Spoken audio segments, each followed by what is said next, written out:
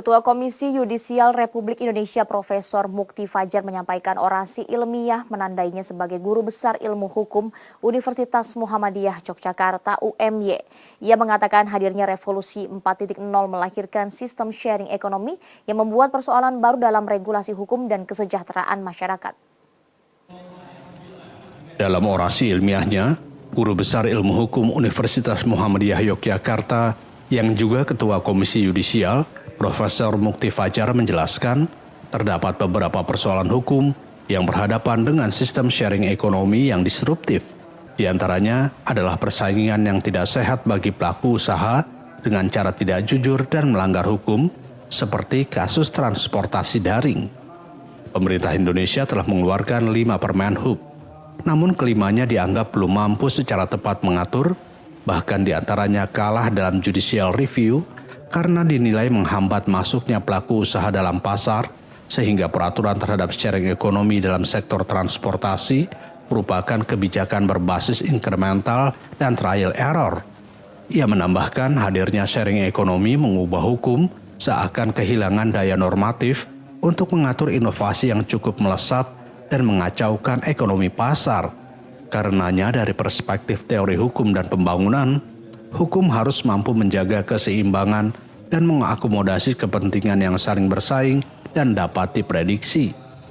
Menurutnya, gagasan self-regulation dilihat dari kedudukan pemerintah dalam persaingan bebas diperlukan sebagai penjaga dan penegak hukum ketika terjadi kecurangan dan persaingan tidak sehat, mencegah praktik monopolistik, serta memberikan perlindungan dan jaminan sosial bagi masyarakat. Maka saya mencoba menawarkan gagasan bahwa sharing ekonomi ini adalah ekonomi yang dibangun berbasis pada komunitas dengan sharing resource. Ya.